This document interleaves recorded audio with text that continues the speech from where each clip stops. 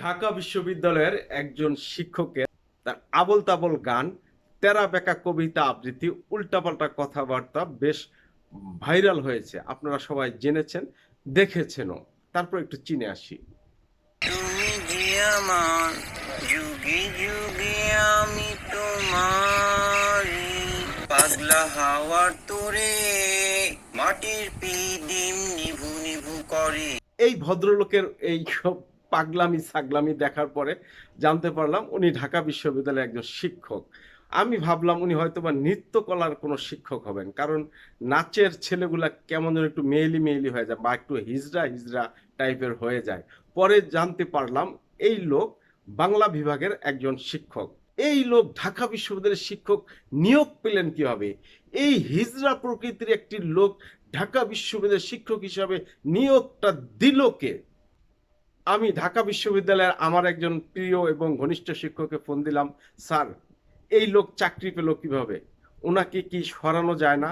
আমাদের তো, আমরা যারা সাবেক ছাত্র আছি ঢাকা বিশ্ববিদ্যালয়ে, আমাদের তো মান ইজ্জত পুরো একদম ডুবাই দিচ্ছে। স্যার বলল, দেখছি।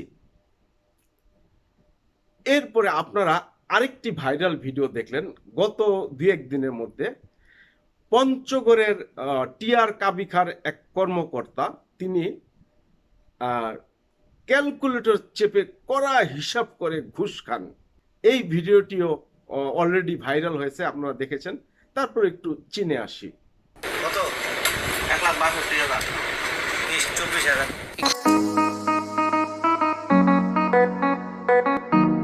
এখন পয়েন্টে আসি। ঢাকা বিশ্ববিদ্যালয়ের ওই হিজড়া প্রকৃতির শিক্ষক অলরেডি বরখাস্ত হয়েছেন, কিন্তু এই টিআর কাবিখার এই কর্মকর্তা বাবুল চন্দ্র বিশ্বাস বরখাস্ত হননি, চাকরিচ্যুত হননি।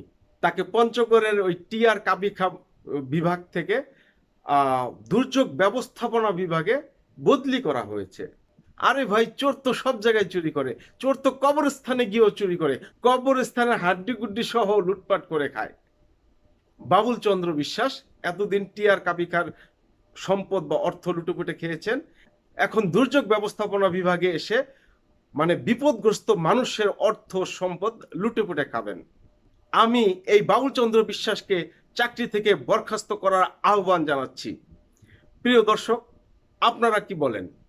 আসুন অন্যায় অনিয়মের প্রতিবাদ করি, সুখী সমৃদ্ধ একটি বাংলাদেশ গড়ি।